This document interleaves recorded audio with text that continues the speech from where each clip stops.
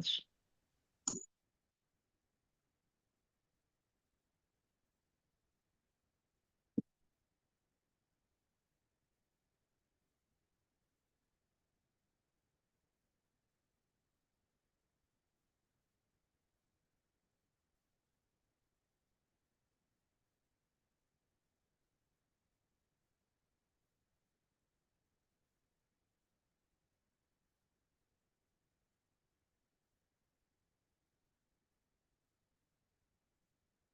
I think Mas Pandu have to close the whiteboard, please.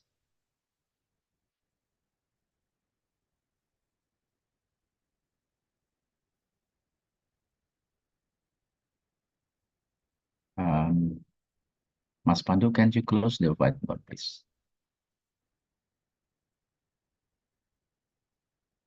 Thank you.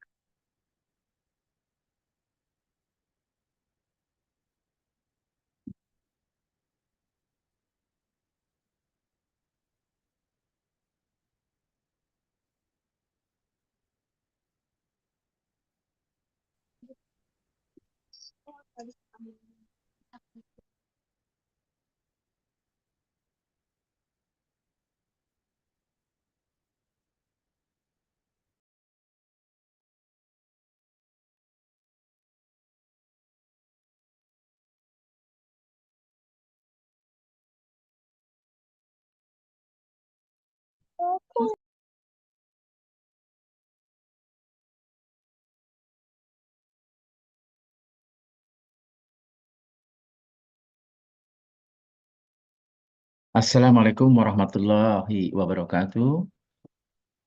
Welcome to International Seminar on Radicalism in Indonesia and Bangladesh, Sources, Actors, and Impact.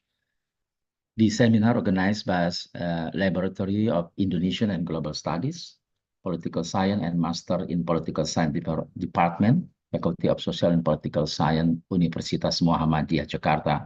And of course, we have a collaboration with Professor Ali Ashraf from University of Dhaka, Bangladesh. Good afternoon, Professor ASM Ali Ashraf. Thank you very much for meeting virtually. Hopefully next time we will be meeting in person in our campus here in Jakarta. And I will also greet distinguished speakers, candidate Dr. Ibu Debbie Avianti.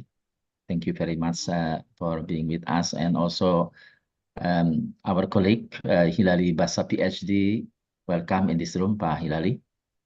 I would like also to greet all participants in Indonesia and Bangladesh, of course, hopefully. I believe there are some students from University of Dhaka, and with this, this seminar will be productive in understanding of radicalization in both countries. Ladies and gentlemen, and the audience in Bangladesh and Indonesia, radicalism has significantly impacted various regions globally and manifesting uniquely within different national contexts. This seminar focuses on comparative analysis of radicalism in Indonesia and Bangladesh, exploring the sources, key actors, and impact of this phenomenon in both countries. And we would like to listen to all of speaker view and perspective on radicalism. Dear fellow student and lecturers who has attended in this room, first of all, let's follow the opening remarks with also officially opening the seminar from Dean of Faculty of Social and Political Science, Universitas Muhammadiyah, Jakarta, Professor Dr. Evi Satismi. Please welcome if Prof has been in the room, because I heard she is in the meeting. Let me. And basically, we will hear something opening from Professor Evi Satismi in regarding our topic today, and then I believe this will have give impact to the discussion. Bu Evi, Prof.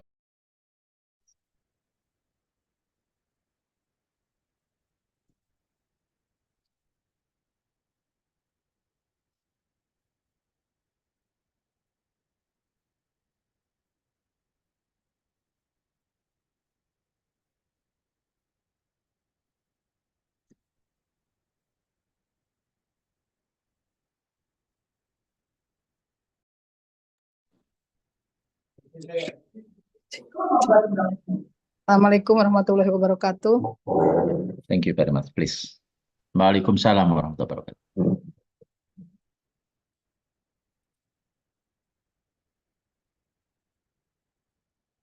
So please, for opening remarks, Professor Edi Satisbi, Dean of Faculty of Social and Political Science, Universitas Muhammadiyah Jakarta. Oke, terima kasih Pak Asep. Ini seminar internasional ya. Mohon maaf ini Pak Asep, saya sambil rapat juga di Jakarta Utara dan memang sedang on juga.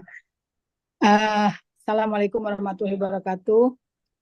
Waalaikumsalam. Bismillahirrahmanirrahim. Alhamdulillahirabbil alamin wassalatu wassalamu asrofil anbiya'i wa mursalin wa ala alihi wa sahbihi ajmain. Amma ba'du.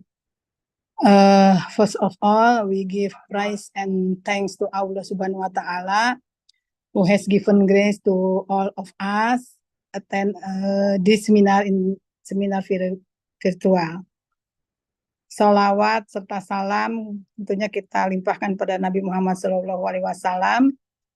Terutama kita selalu mendapatkan nikmat sehat yang luar biasa di siang hari ini. Good afternoon for Ali Ashraf, greeting from Indonesia.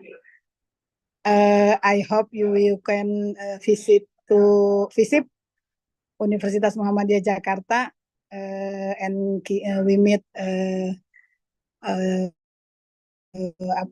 face to face gitu ya. Thank you also to Dr. Kandidat Debbie Avianti, Lecturer of Political Science Program UMJ, Bu Mbak Devi hadir ya, sudah hadir Mbak Devi. Hadir Bu Dekan. Oke, terima kasih. And also Head of Master of Islamic Studies Program, Mr. Hilali Basha, PhD. Pak Hilali, selamat siang Pak Hilali, ketemu lagi dengan Pak Hilali ya. Selamat siang Bu Edi. Ya, attended the seminar. And tentunya kepada para hadirin yang hadir di siang hari ini, alhamdulillah, distinguished ladies and gentlemen, di international seminar discussing radicalism in Indonesia and Bangladesh is important because this radical element speak to the nation of both countries. Radicalism can take from into and did into and I can take the form and ideology that can be rooted in religion and non-religion value. Nah, di sini mengharapkan sekali kita di seminar ini bisa menggali gitu ya, ataupun komparatif antara Indonesia dengan Bangladesh. Ya, we hope di seminar comparative study in Indonesia and Bangladesh, we can produce a policy briefing and is useful for relevant parties in both countries. And tentunya saya mengharapkan sekali di sini sebagai dekan adanya kolaborasi. Pak Asep nanti, we also hope that collaboration with Dhaka University Bangladesh will continue with the exchange of ideas, research, public lecture, and event. It's possible student exchange dan lainnya tentunya ya, diharapkan seperti itu. Diharapkan juga nanti Pak Asep dan Bu Debi tentunya sebagai dosen dari FISIP dan Pak Hilali dari UMJ, kita bisa menindaklanjuti terkait dengan seminar ini gitu ya, seminar internasional ini, kegiatan Tridharma perguruan tinggi kita dengan Universitas Dhaka dari Bangladesh gitu ya. We believe this seminar will provide benefit not only for students and lecturer but also for society in general. Tentunya internasional ini diharapkan juga nanti bisa memberikan manfaat yang besar. And seminar di international seminar radicalism in Indonesia and Bangladesh bisa memberikan baik secara sources aktor maupun impact-nya. Langsung dibuka juga Pak Asep. Oke. Dengan mengucap basmalah, Bismillahirrahmanirrahim. Seminar International Radicalism in Indonesia and Bangladesh about sources, actor, and impact, officially opened. Bismillah. Tok gitu ya. Yeah. Thank you very Okay. much. Thank Professor you Ali. very much, Professor Ashraf and Prof. Ari Ashraf. We can meet in FISIP, and I write invitation for you. Thank you. Nasr minal Thank you so wafatul much. qarib wa basyiril mu'minin. Assalamualaikum warahmatullahi wabarakatuh. Thank you very much indeed for frankly opening, and I believe this is great insight for opening the seminar, Prof. Effie. And we will continue the seminar with the first speaker. I would like to invite Professor ESM Ali Ashraf, University of Dhaka, Bangladesh, speaking from Dhaka, I believe, 2 hours before us, so about lunchtime break. Very sorry, Prof. Ashraf and student for seminar, because this is we have 2 p.m. now in Jakarta. And let me introduce first the first speaker, so we can have a very close with the speaker, Professor. Let me also to read all of the text here. Professor ASM Ali Ashraf is a professor of international relations at the University of Dhaka, Bangladesh. He holds a PhD in international security policy from University of Pittsburgh, USA. So USA alumni, I suppose. His teaching and research interests are broadly in the fields of international security, counter-terrorism, migration, and public policy. He is regular speaker at Defense Services Command and Staff College, Foreign Service Academy, National Defense College, and Police Staff College in Bangladesh.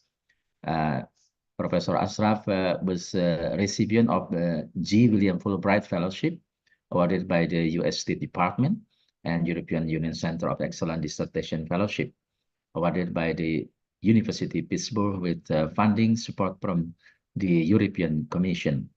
Professor Ashraf has presented papers at international conferences in India, Indonesia, including now, Japan, Pakistan, Sri Lanka, South Africa, Thailand, Turkey, and the UK, and the USA. He is a member of the International Institute for Strategic Studies in UK, based in UK, and the International Studies Association based in USA. Please welcome Professor for your presentation about 15 minutes and so. Can you make me co-host so that I can share my slides? Oh yes, please. Mas Pandu can make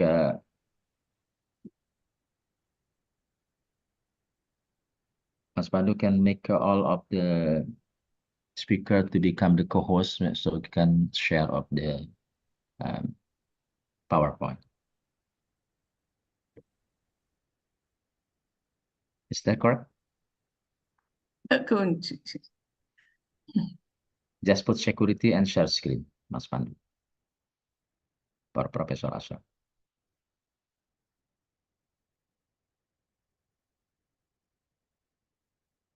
Is that can you start there? Yeah, please. Yeah.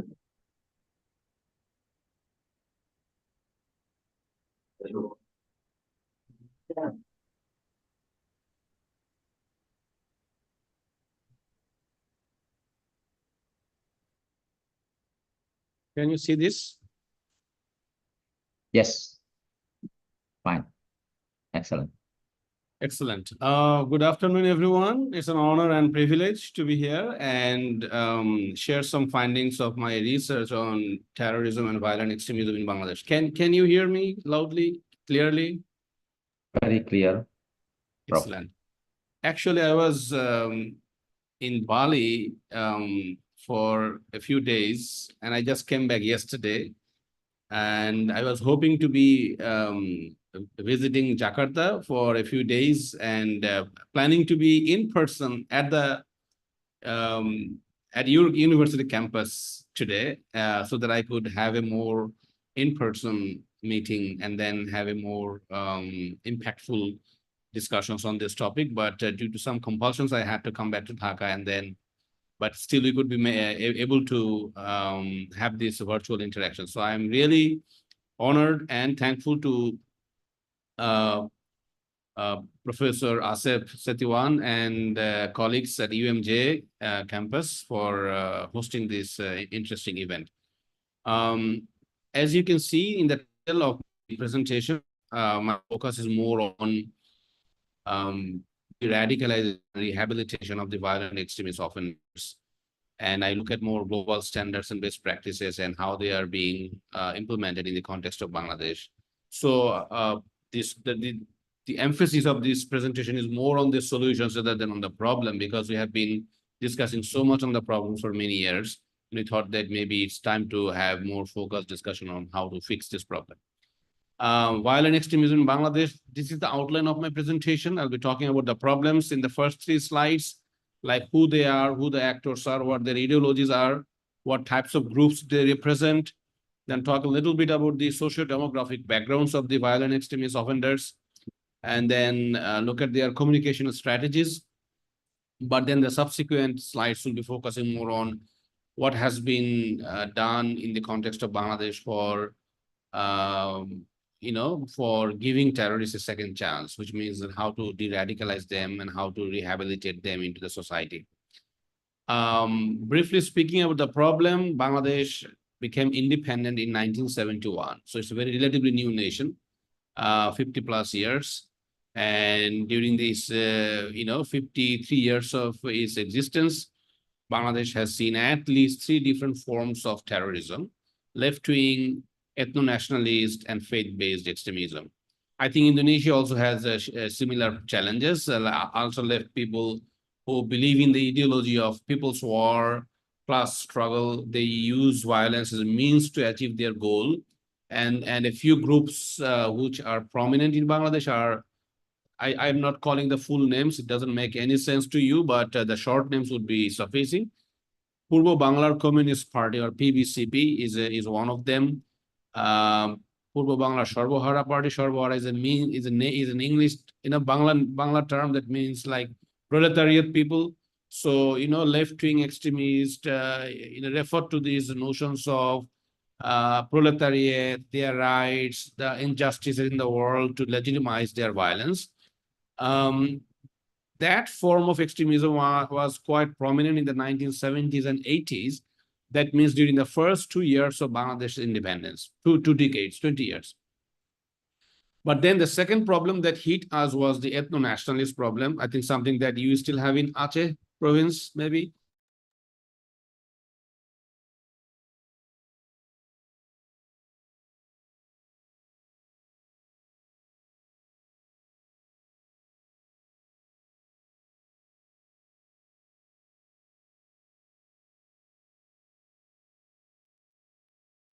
Yeah, please continue, Prof, for the presentation.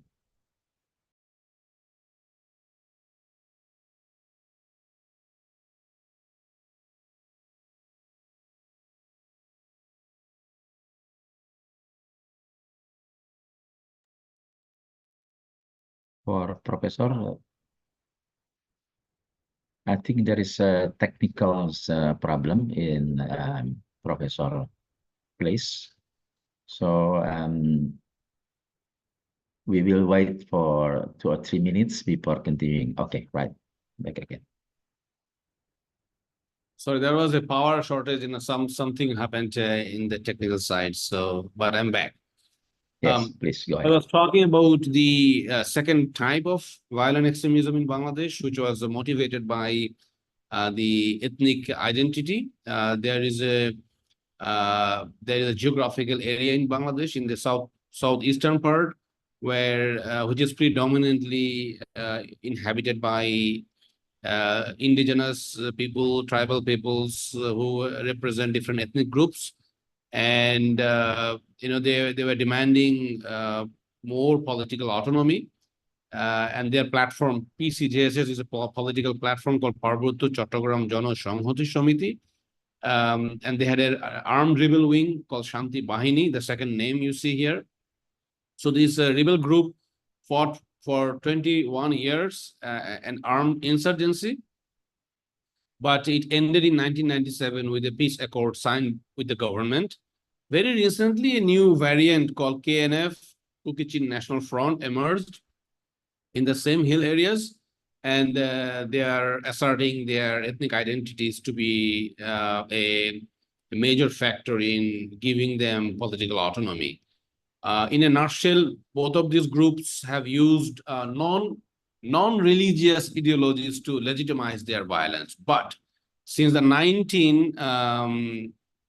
there's a typo here, sorry. Since 1999, we have seen a new variant of violent extremism in Bangladesh that is more influenced by the Islamist ideology, the radical interpretation of the Islamist ideology.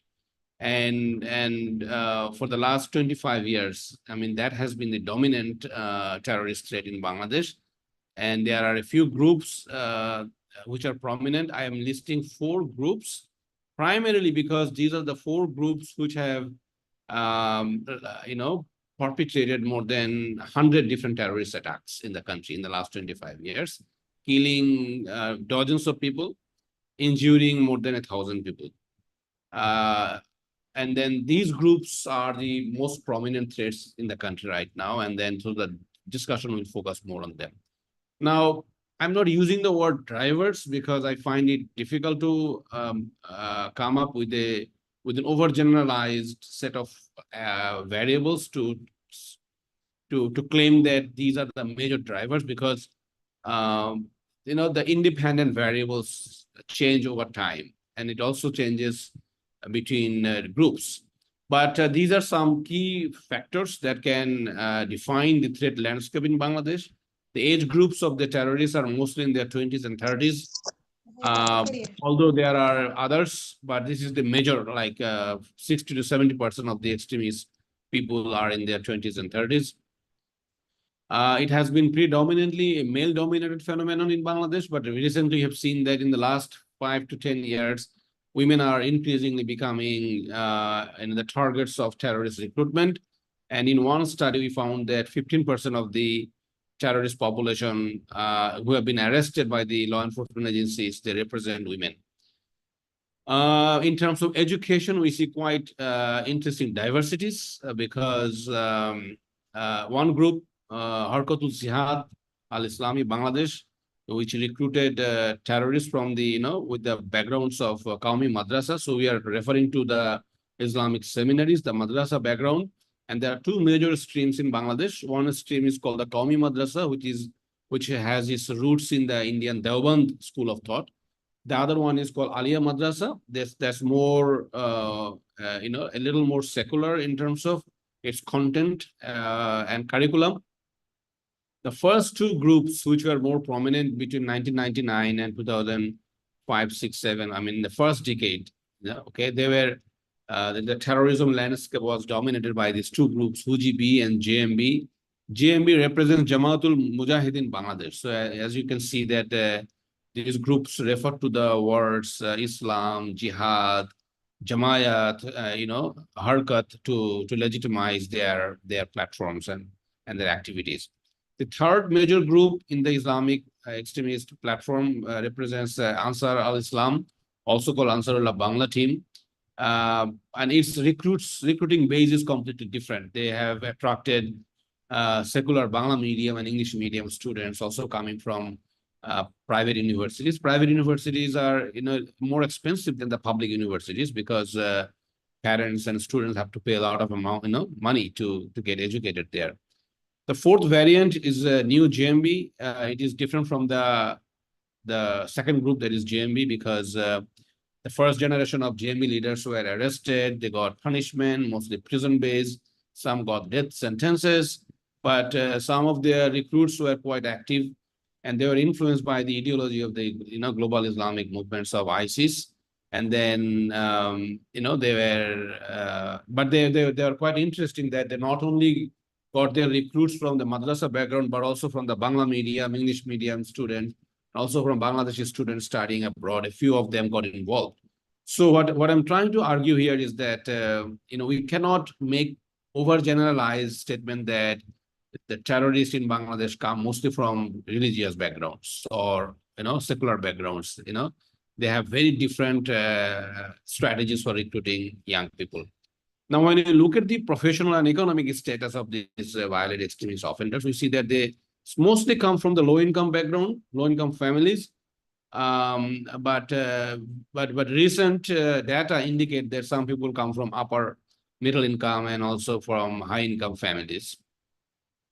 Now, if we look at the changing communication strategies, that has to be well factored in, because terrorists in the past would be more networking with them, each other in the real world.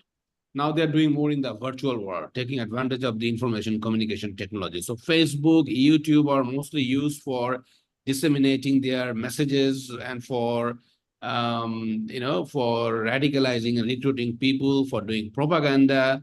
But nowadays, people are also switching to encrypted communication apps like Telegram, protected text, because they want to make their communication secure so that law enforcement and intelligence agencies cannot intercept them. So we see that this phenomena has to be understood, and one doesn't have to be a rocket scientist to use these apps. I mean, these are very user-friendly. So terrorists are becoming more and more smart globally and also nationally, and we can see the evidence there. Now, from here, I'm going to focus more on how Bangladesh has been tackling this terrorist phenomena. My argument is that for quite some time, Bangladesh followed mostly a hard approach, and globally it has been the common trend that governments around the world try to deal with terrorists by arresting them, putting them into the prison system, and also, trying to correct them within the prison system. And this is the hard approach, because often we want the terrorist to be punished, the suspect to be punished. So the law enforcement agencies, the prison system, and the judiciary are the main pillars of this hard approach. But a new paradigm has come in the domain of counterterrorism and countering violent extremism and preventing violent extremism, where the emphasis is on the softer approach. The whole idea is that everyone deserves a second chance. Right? So why don't we give the second chance to the terrorist population? Now, who's going to get the second chance? Right? There are people who are convicted. So if somebody is convicted, he or she is serving terms in the prison, then the next question would be, do you want that person to be released and coming back to the society as a normal person or as a terrorist offender? And if the answer is that we want them to be a normal person because they'll be living next door, then it will be natural to expect that they will receive some de-radicalization supports so that they become normal person before coming back to the society. So, this whole idea requires a paradigm shift, a shift in the way we define terrorism, a shift in the way we define counterterrorism, and a complete change of the mindset in dealing with, violent extremism. So looking at the global best practices, looking at the regional best practices, looking at our own best practices, we have been trying to formulate something what is called de-radicalization model for Bangladesh. And then this is a concerted effort of the law enforcement agencies in Bangladesh, especially the counterterrorism and transnational crime unit. And some of my colleagues and I myself, we are working closely with them to provide these, to develop this model and to implement it in the context of Bangladesh. Now, there are 4 different stages in this model, and we have published this manual. It is, you can look at it, I'm going to send you a soft copy here in the chat box so that you can also have a look at this. And we also visited Indonesia and Singapore to learn about their best practices, and we were quite impressed that the BNPT, the National Counterterrorism Authority in Indonesia, the DENSO 88, the DG Corrections, they have their direct programs in your country. So we looked at these global best practices, and then we also tried to develop our own one. What we argue here is that in a well-structured DRAD program should have at least 4 stages. The first stage is preparing the concerned stakeholders. And who are the stakeholders? The law enforcement agencies, the intelligence agencies, the judiciary, the NGOs, the CSOs, families, societies, communities. There is a whole range of stakeholders who can contribute to this de-radicalization of violent extremist offenders, whether it is prison-based or community-based. If it is a prison-based, then the prison authorities, have to own this idea and facilitate the implementation. If it is community-based, then local NGOs, civil societies, academics, and local government authorities, they have a role to play, more prominent role to play. But the state has to agree on the fact that violent extremist offense is a problem, but we can fix it by intervening in a very different way than the traditional way of using law enforcement method. Now, in the second stage, we argue that there are 5 different types of counseling that can be offered to violent extremist offenders. And these include religious counseling, psychological disengagement, cultural orientation, tolerance education, legal counseling. And the purpose of all these 5 types of counseling is to get 2 things. One, cognitive transformation of the people, right, to change their mindset, and then physical disengagement.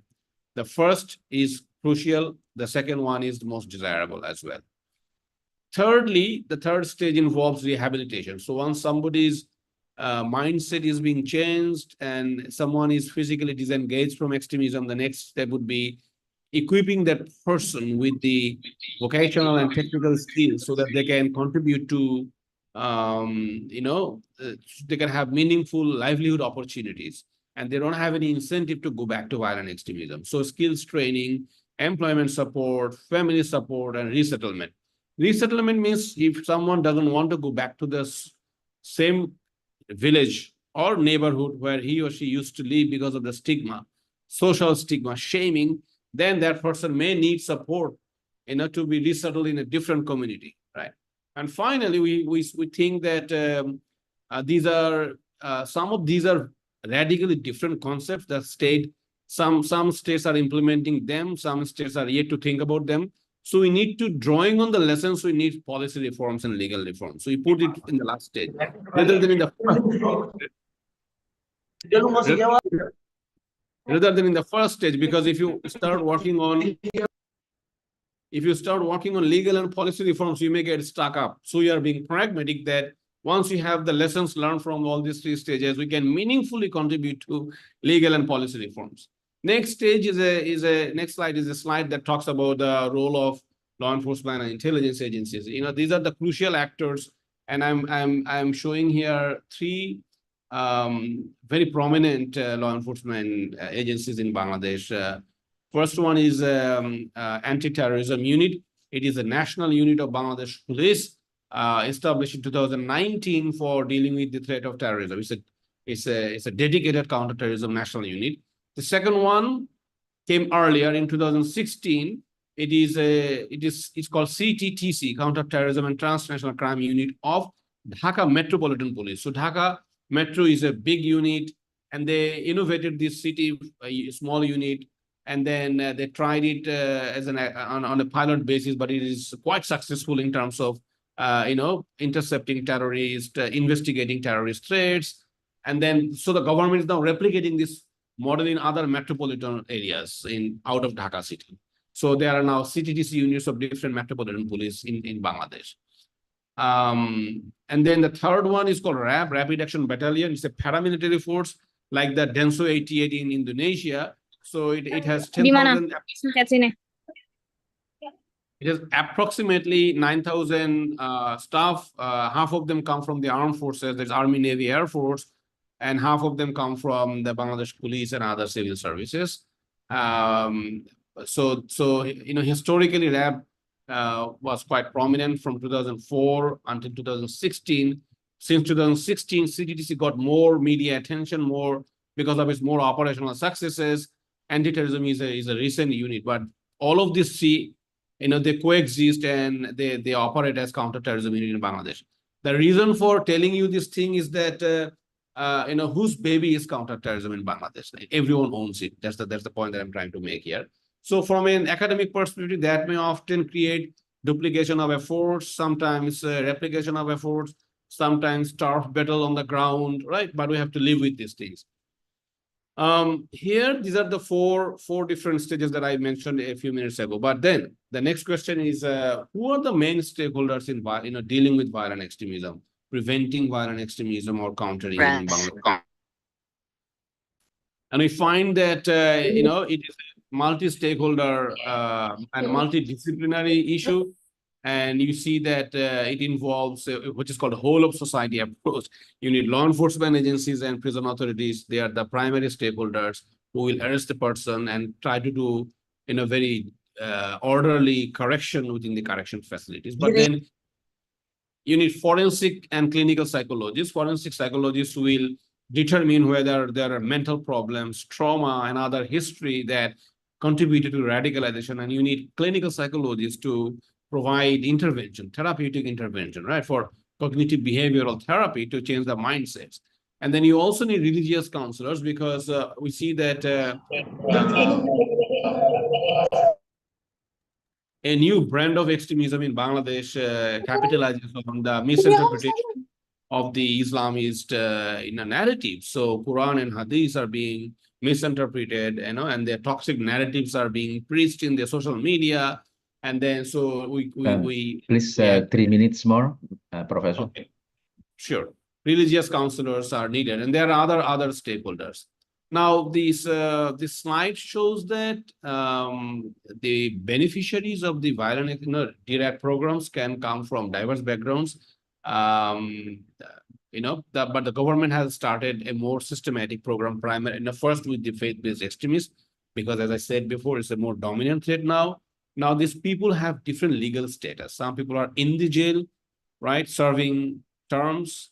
So before finishing their jail term, they can be eligible to receive this de-radicalization support. But for others who have finished their terms and they're released offenders, they can also be qualified to attend these programs. So the program is basically both prison-based and community-based. These are the 5 types of counseling which have started for more than a year, primarily to provide multi-stakeholder intervention. And then we begin with religious counseling because and there are 4 different stages, like identifying what narratives have contributed to the radicalization. Then based on the groups and their narratives and individuals' own perception, counter narratives are given by religious scholars. And then we basically at the end of the day, we want their hearts and minds to be changed, which is a difficult thing, but we are quite optimistic. Psychological counselors also look at the behavioral and mental transformations, and they try to provide the requisite therapeutic interventions. And so often people can find the trauma, their life story, and how that has contributed to their radicalization. Now, when it comes to cultural, like Indonesia, we know that you focus on unity and diversity. We also have our own culture and heritage, and we feel that if a person is enlightened in their own culture, our liberation war, the great sacrifices that people made, and those are documented in museums, in movies. So by showing our bright sides of our culture and heritage, we expect that extremists will come back to the society by abandoning the path of violent extremism. Now, when it looks at educational counseling, again, we focus on tolerance, focus on peace and diversity, so that people can understand that someone can not like others, but disliking should not be leading towards using violence against others, right? So terrorists often use infidels, kufar, shirak, tagut, like they blame the government, blame non-believers to legitimize violence. But the program involves appreciation of diversity and differences in opinion. Finally, often we found that violent extremist offenders and the people who are vulnerable do not have knowledge of the legal system. And then, so the first thing they need to know that terrorism is a crime. Terrorist financing is a crime. Joining an extremist group is a crime. Supporting terrorist groups and their ideology in the social media and liking it is a crime. Contributing to money, right, is a crime. And there are global resolutions coming from the United Nations or from the Financial Action Task Force. Bangladesh government have included those into our legal system. They should know that. The whole idea is that, and also use of toxic messages in the cyberspace is a crime. So this is a whole range of things. And when people come to know about these laws, they feel that they should have known these things before getting involved in extremism, right? So we are trying to promote legal education at the same time. And finally, the last question is actually like, where do we get this from? This idea of a derad, this idea of a rehab, the idea of reintegration, right? And then theoretically, there are two sources of this knowledge. One, global norms, other one is local practices. My argument here is that we blended these two, right? So there are global norms coming from Global Counterterrorism Forum, UNODC, Financial Action Task Force, United Nations agencies, but we also have our national practices, and we also looked at the regional practices like countries from Indonesia where we learn from it. Now, finally, this is the last slide. The central message is that, de-radicalization and rehabilitation of terrorism, is an important component of a country's national counterterrorism strategy. But many countries are lagging behind. And we need to argue that it's a softer approach. It doesn't suggest that we need to replace the approach, we need to complement it, right? And then global cooperation and good practices are needed. And law enforcement agencies should own this, and they should provide the leadership. There are a few references, and that concludes my presentation. And I'll be happy to respond to any questions you may have. Thank you. Thank you very much indeed, Professor ASM Ali Asra, for a comprehensive presentation, starting from the identification of the what so-called is secular radicalism and faith-based radicalism, and then to the end of the part is explanation of the solution of the program of the radicalization. I believe Bu Debi is familiar with this program in Indonesia, and we would like to hear more. Just want to greet Dr. Usni, is head program of political science department. Also, Dr. Lucy Andriani is head of master program in political science. Thank you very much for joining us. And I just want to mention, my name is Asep Setiawan. I didn't mention before. I'm also teaching Magister Political Science here in University of Muhammadiyah, Jakarta. Let's continue to the other speaker. And let me introduce first Doctor Candidate, we call it, almost doctor. Ibu Debi Avianti is lecturer international relations at our Department of Political Science, also former director of Laboratory of Indonesian and Global Studies, who conducted today, also participate in this seminar. And also a member of Asia Central Board. Currently, she is a candidate doctor, as I explained. And candidate doctor is received master degree in political science also from University of Indonesia. She was awarded Australian scholarship for counter-terrorism studies in Monash University, Australia, and Fulbright scholarship for comparative politics in Northern Illinois University. Illinois or Illinois. Focus on her research is included political violence, brings politics, gender, and terrorism, as well as many others. And she has published a book, Foreign Policy Analysis, a well-known book, and written book chapter in several books as a Katalisator Kebinekaan, Membangun General Inklusif, and many books also here, and also research on pemetaan penanganan pendampingan deportan dan de juruni perempuan dan anak Provinsi Jawa Barat. Maybe Bu Devi can explain in English later about this kind of the program. So welcome Bu Devi for around 15 minutes presentation. Terima kasih Pak Asep. Thank you very much. Can you hear my voice? I think clear, very clear. Okay, thank you. Let me share my PowerPoint.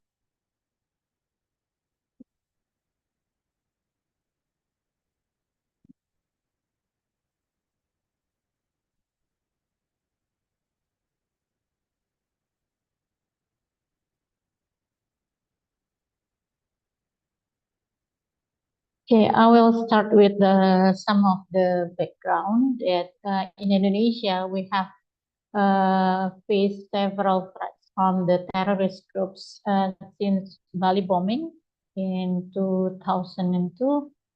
And then we think that in almost every year we face some threats from these several groups that have affiliated in general to two groups. The first is Jamaah Islamiyah, which is affiliated with Al-Qaeda, and then Jamaah Ansarut Daulah, which is affiliated with ISIS. And then another one is Mujahidin Indonesia Timur, which is affiliated with ISIS too. But it is very located from MIT. Mujahidin Indonesia Timur is focusing on the eastern part of Indonesia, while JI, the Jamaah Islamiyah and Jamaah Ansarut Daulah target some big cities in Indonesia. So if we see from the latest data, a total of 1,173 terrorist suspects were detained during 2018 until 2021. And then as of 2022, there are 1,031 convicts involving men, women, and children in correctional facilities. So mostly are men, about 80%, and then around 17% women and 3% are children or underage teenagers. And then around 65 women have been convicted as violent extremism offenders. And currently 9 women are still in correctional facilities in several provinces in Indonesia. So if we see the involvement of women in violent extremism in Indonesia, start when ISIS emerged in the global networks. So we see the active participations of women in Indonesian terrorist groups began as a supporting system at the first time during the JI or Al-Qaeda affiliated local group.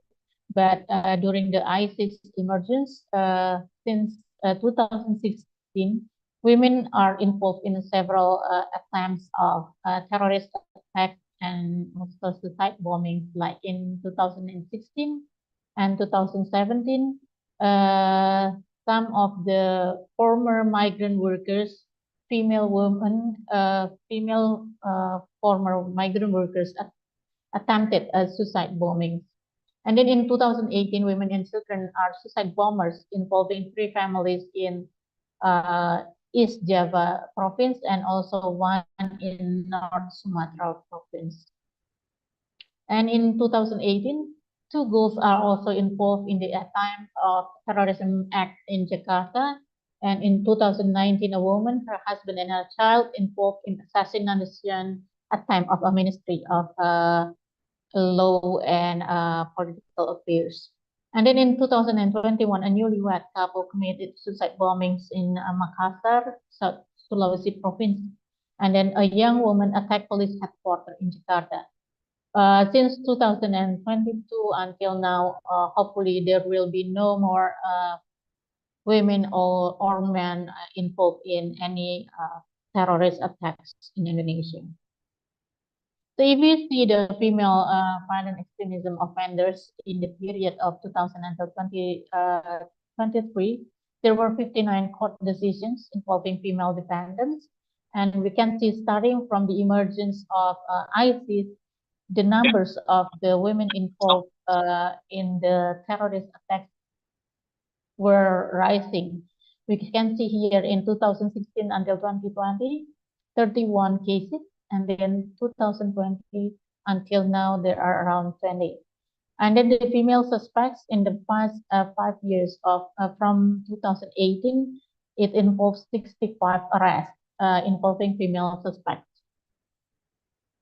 What we see is how these women as well as men and children have agency in violent extremism. We can see whether they have access to resources for violent extremism, and then whether they have participation in decision-making process, and based on their personal needs like recognition, leadership, family bondings, and others, and then control on the feelings, thoughts, and decisions, as well as resources, as well as the significant others who inspire them, like charismatic leaders, spouses, siblings, and then other relatives.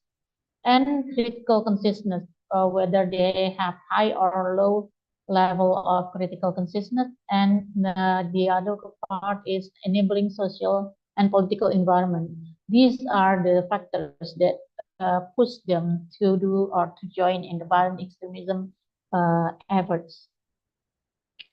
Regarding the laws related on violent extremism offenders in Indonesia, we can see that in Indonesia, the treatment of prisoners, children, and prisoners in general is carried out through the correctional function, which includes service, coaching, correctional guidance, care, security, by upholding respect, protection, and fulfillment of human rights.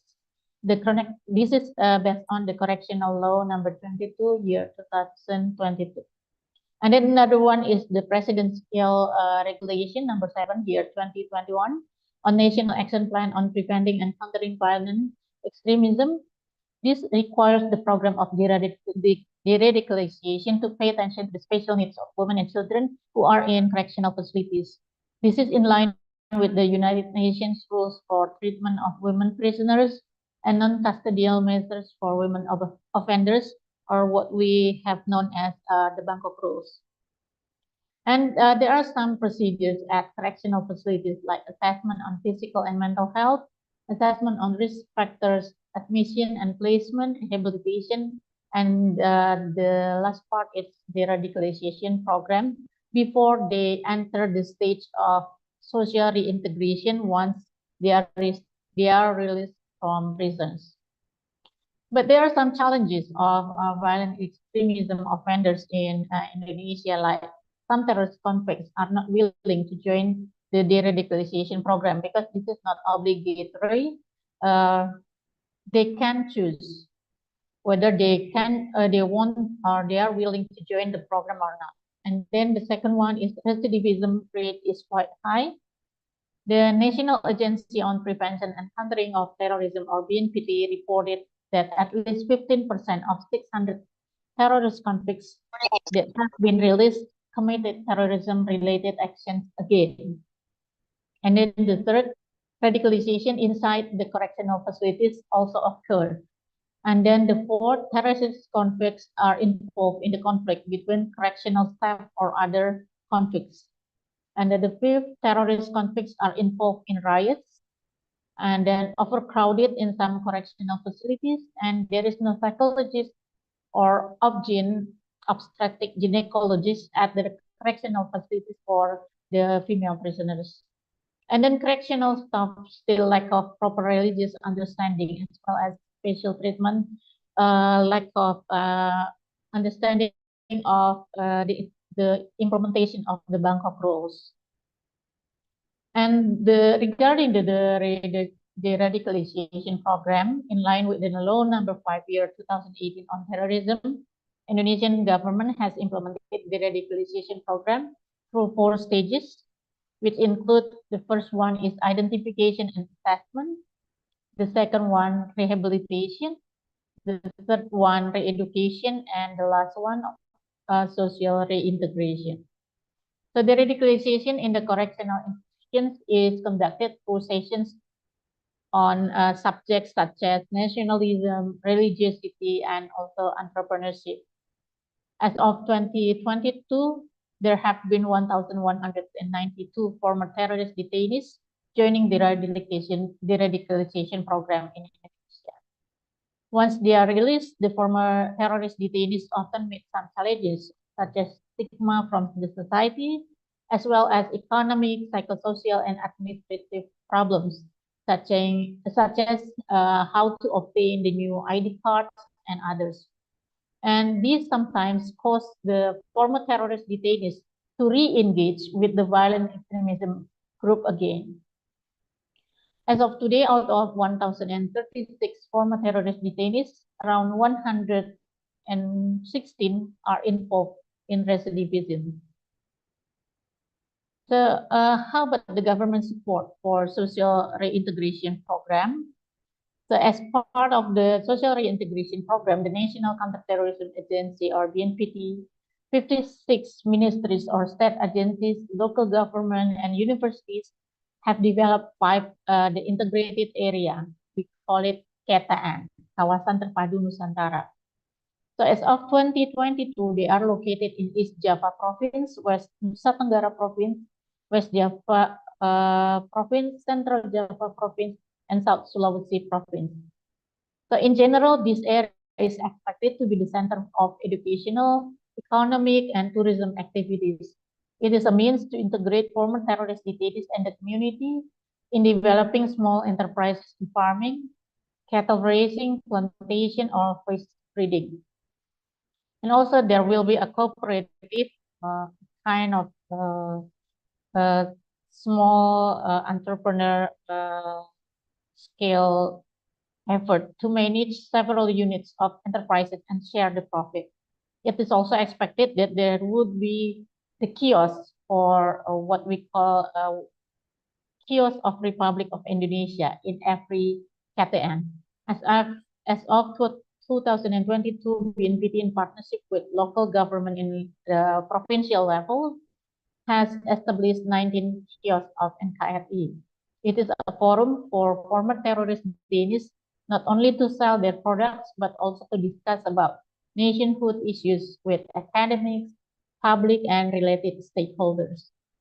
And then BNPT, along with 36 ministries and state agencies, also have synergy programs on social reintegration since 2018, which include providing buildings, economic empowerment, scholarship, and campaign on religious moderation.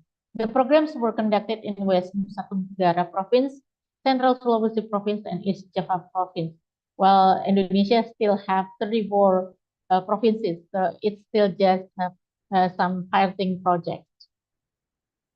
So how about NGOs? NGOs are like what we have called in Indonesia. We have an approach called the whole society and the whole government approach.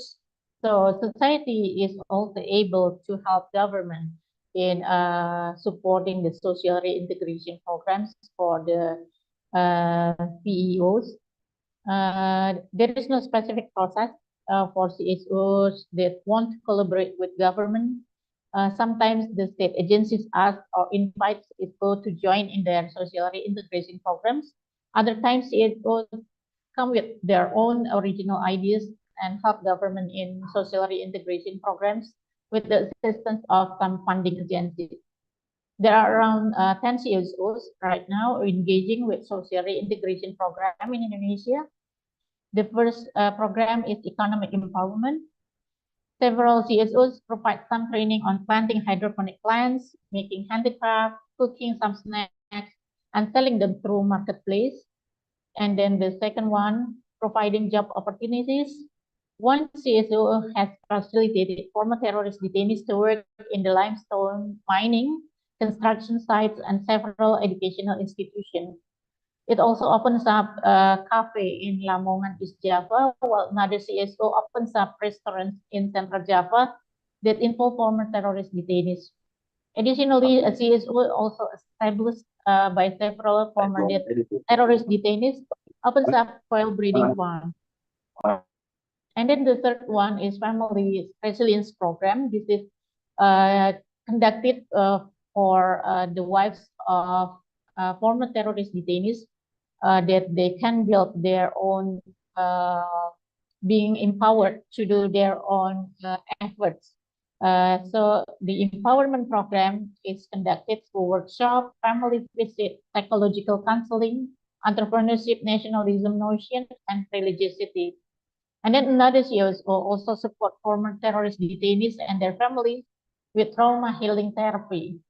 Likewise, the working group of women in PCB currently is in partnership with Aman Indonesia, established support group forum for the wives and family members of former terrorist detainees. And the fourth one is peace campaign and digital literacy. Several CSOs as well as former terrorist detainees currently create counter-narrative content related with violent extremism through short movies, social media, and digital literacy campaign. And we can see from Ruang Ngobrol, a CSO has produced documentary films such as Jihad Selfie, Pengantin, and Seeking the Imam. Another CSO also produced Keluargaku Jihadku, and the other CSO produced Jalan Pulang or Coming Home. Meanwhile, in 2022, CSO published a book titled The Power of Forgiveness, Memoir of the Victims of the J.W. Marriott bombings. These former terrorist detainees some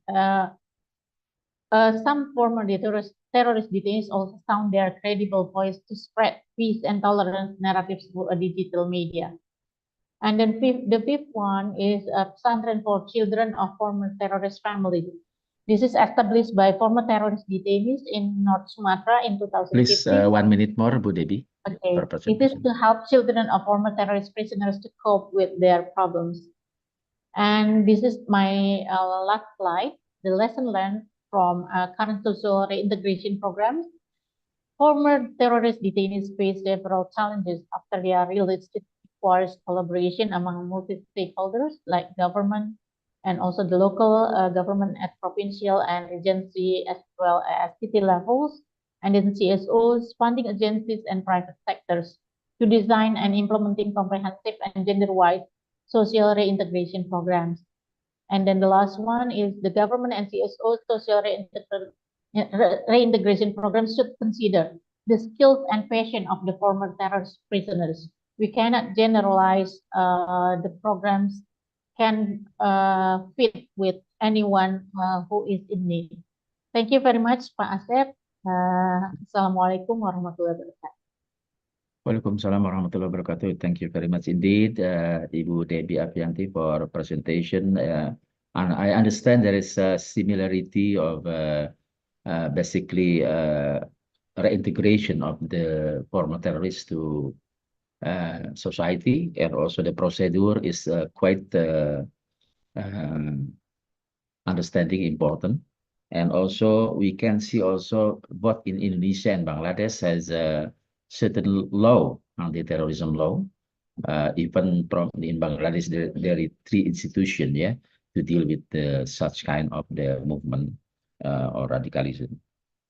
Next speaker, I would like to invite, before next speaker, I would like to inform that the audience for the Zoom is 64, but previously we have 70 for audience participant, including the panelists. So this is a great opportunity for all of the audience to ask Professor Ali Ashraf and Bu Debbie and Hilali. Don't worry, we have quite plenty time after 15 minutes presentation, Pak Hilali Basha. And this is my very short, yeah, Pak Hilali. Pak Hilali Basha is a PhD, is a lecturer, Master Program of Islamic Studies, Universitas Muhammadiyah Jakarta. He received doctoral degree in Religion and Public Life at University of Leeds, UK, 2016. Quite some time, ya Pak. Udah 18 years ago, 8 years ago, and master degree in Islamic Study at Leiden University, Netherlands, 2010. His research interests are Islam and politics, contemporary Islamic movement, and Islamic thoughts. Just to inform that Leeds University of Leeds is quite colder compared to London, because it is the part is northern part of the UK.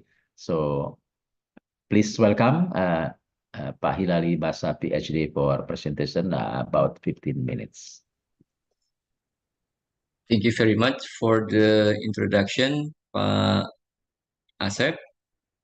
And also good afternoon for everyone, especially for Professor Ali Ashraf, as well as Bu Debbie Afianti.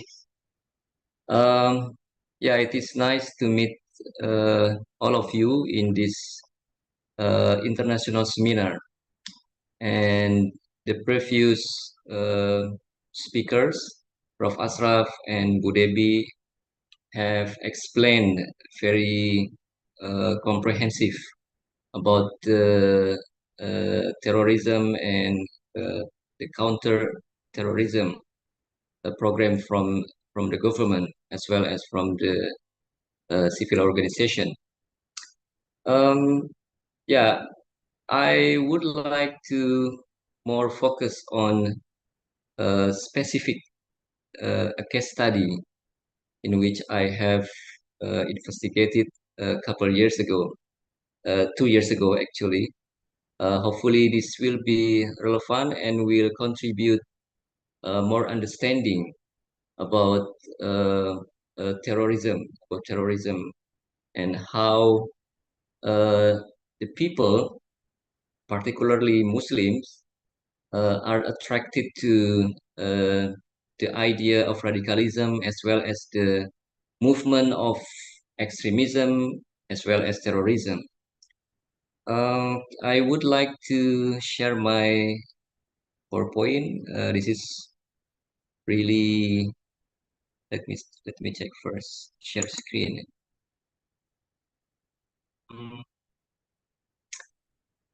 Yeah, this one. Okay, hopefully it has been shown now. Yes, I think already on screen, Pak Yeah, Hilary. okay, it's good. Yeah, this is about cultural capital and radicalism. A young Batavian community engaging in Islamic Defenders Front, FPI, in Jakarta.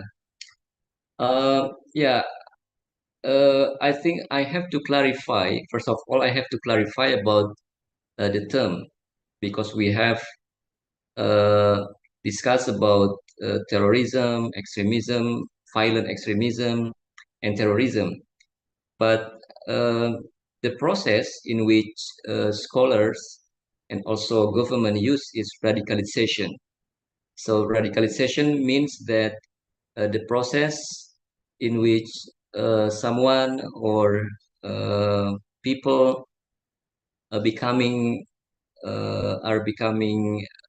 supportive or tend to support the idea of radicalism, even extremism, violent extremism, and terrorism. So radicalization is the term, the term that is official used by the government as well as scholars to describe about the process of someone to be extremist, to be terrorist. But of course, we have to clarify about the concept of radicalism, because radicalism is different with extremism and different, of course, with terrorism. Radicalism is an idea as well as movement consisting about people who try to offer radical ideas. I mean, ideas which is radically or fundamentally different with the existing political system. In this case, we can see from FPI case, Islamic Defenders Front. We know that this organization, this Islamic organization, has been disbanded by the government a couple of years ago, because ideas campaigned by this organization is categorized or regarded as radical. So radicalism is the keyword when we discuss about the terrorism, extremism, violent extremism. But we have to highlight here that not all radicalism will choose or will support violent extremism as well as terrorism, because violent extremism means that the movement will not tolerate other choice. If they want to establish particular ideas, particular system, political system, they will not tolerate other political system. That is why then violent extremism try to force people or others to accept their ideas by violence. And terrorism means that the movement increase their force to be more strategic, more systematic, and of course more violent in the program. So in this presentation, I will try to discuss about how Muslims are attracted to FPI, and I will see that not only about the ideas of FPI that are attract this Muslim, because many other possibilities that make Muslim join FPI or other Islamic radicalism groups. Activists of Islamic radical movement have various background. Of course, we know about this in terms of social class, education, and motivation. It means not that the social class of activists of Islamic radical, not only from lower class society, not only from middle class, because we often heard from other scholars that social class is very important in influencing Muslim to be joining the radical Islam. It is right in certain case, but not always. So there is other possibilities. Yeah. So in this study, I like to investigate how particular background, ethnicity, specifically of a community influence the way they engage in Islamic radical group. Yeah, the method in the research, I collect the data from April to June into 2 years ago, and I choose a young Batavian community who engage in the FPI. They live in periphery of Jakarta. I use purposive sampling, and the data collection rely more in the interview with the community and participatory observation. Yeah, so cultural capital is very important. When I investigate and I found what is the main factors that attract this young Batavian community to be engaged or to join the FPI. The concept of cultural capital was introduced by a French sociologist. I borrow from him, Pierre Bourdieu. Bourdieu defined cultural capital as a resource that is accumulated or transmitted through cultural heritage and education. So by cultural capital in this study, in this research, I mean resources such as values, norms, or insight collected by people or community through cultural heritage of their predecessors, such as parents, family, grandparents, ancestors, as well as their social environment in which they live. This is the finding. This community consists of young generation of Batavian ranging from 25 until 40 years old. Most of them graduated from senior high school. So in terms of education, they are not well educated. Even though they live in the capital city of Indonesia, none of them could pursue higher education. Lack of financial support is one of the main problems preventing them to pursue higher education. Due to their educational background, most of them work with low salary. They can be regarded as the urban lower class society. So they live in urban society, but they can be regarded as the low class society. And context in which they live in the is the place that various ethnic communities come and compete for financial purposes. The migration of people from various places in Indonesia, such as West Sumatra, West Java, Middle Java, whose educational background and economic capital are more superior than this Batavian community, challenges their existence as young Batavian, as the we can say apa pribumi ya. I forget the name of pribumi, but local political and economic contestation with the migrants encourage them to engage in a Batavian organization like Forkabi and FPR. So this is common knowledge that we know that many Batavian join Forkabi, Forum Komunikasi Keluarga Betawi atau Kebudayaan Betawi, as well as FBR, Forum Betawi Rembuk. They are not trained especially in Islamic studies, such as provided by Islamic Classical School or Kolbsan trained. So it means that they are not a person or not a generation who are really trained in pesantren. So their understanding on Islam is not really good actually. But however, they learn Islamic teaching from Majlis Ta'lim. So informal education has shaped their understanding about Islam. This is the most important thing, and I think the last slide. So I will not take 15 minutes, maybe less from than 15 minutes. The tension in national political level in Pemilu 2014, in general election 2014, which polarized society, divided society, had also encouraged this young Batavian to be engaged in an organization connecting them to the wider Islamic groups. In this regard, FPI became their choice.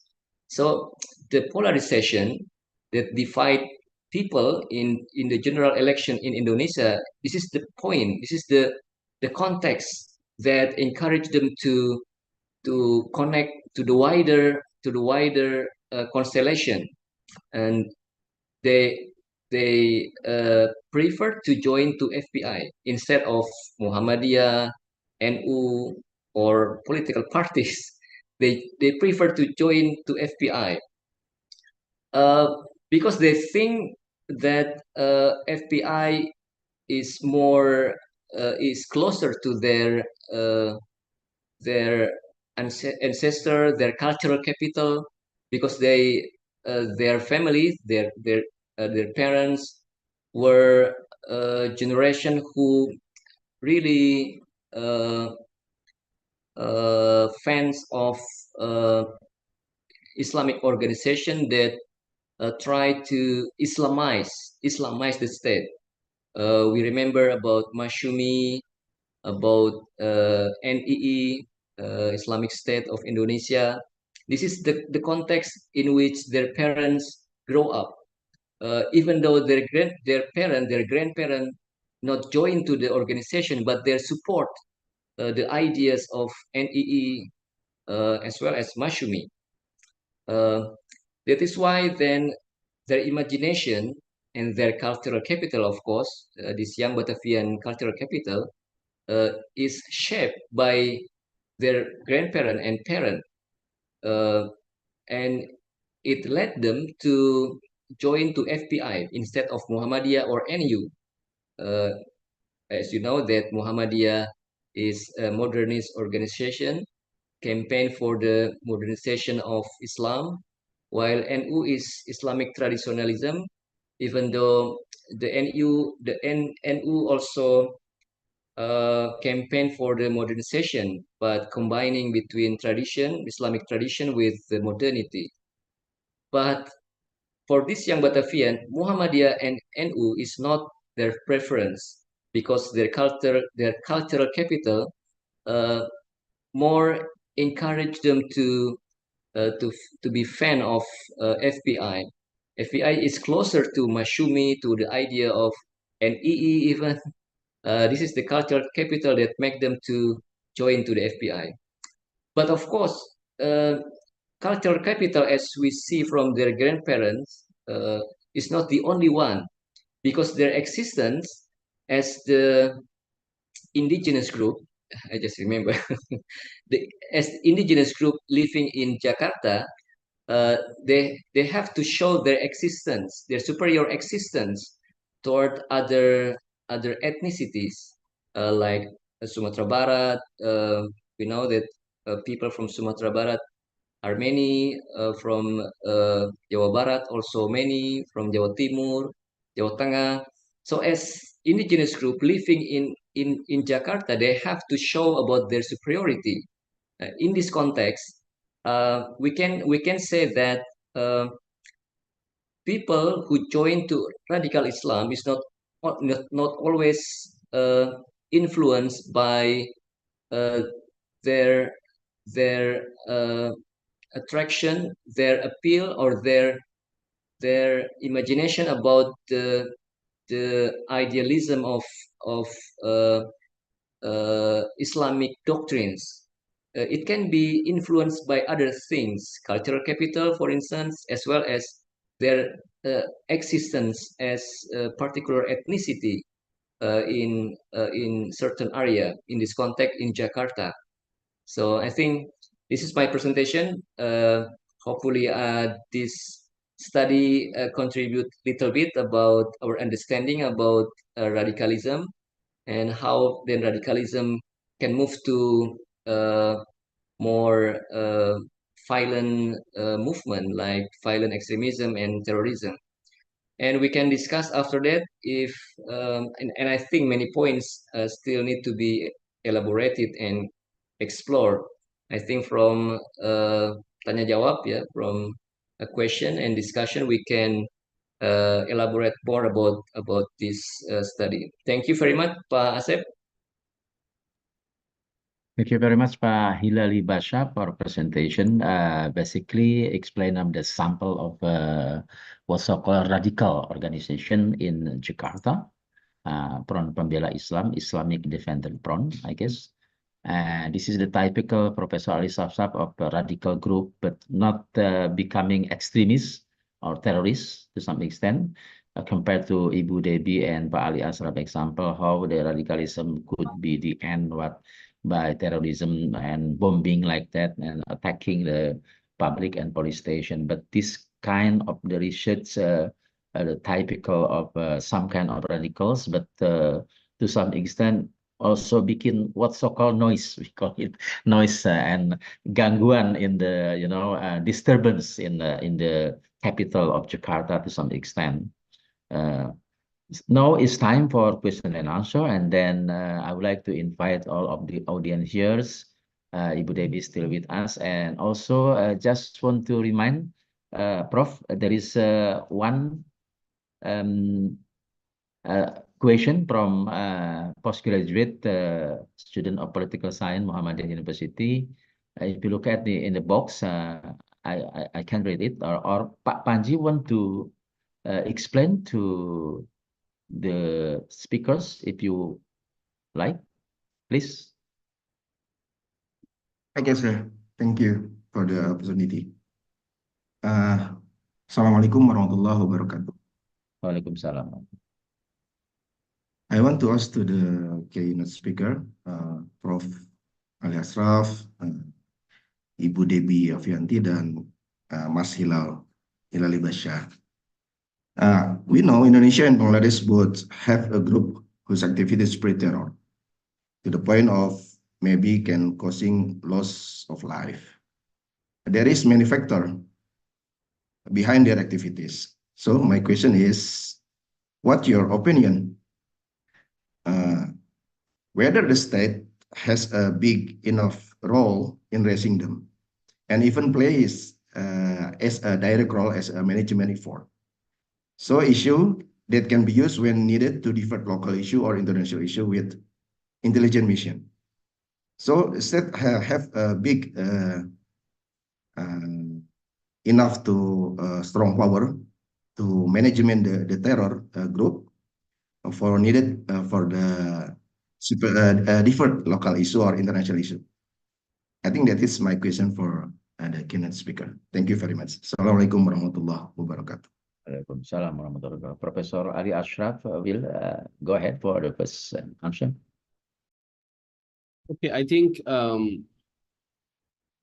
look, the way this question is phrased indicates conspiracy theory to some extent, because you are asking whether the state that is being affected by terrorism, whether it patronizes terrorist groups or whether it contributes to their growth. I mean, that's the question, right? So,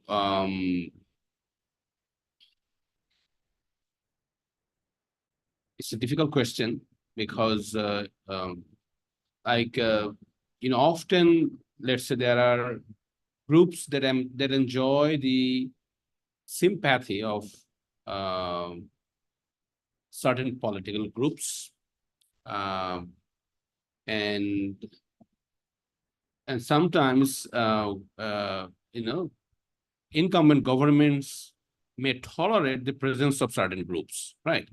For if those groups and their political ideologies converge at some point, right? So convergence of political interest, political ideologies between a non-state group that uses violence and the incumbent government, if they are similar, the most beneficial thing then that a government can do is possibly tolerate their presence and not doing any actions.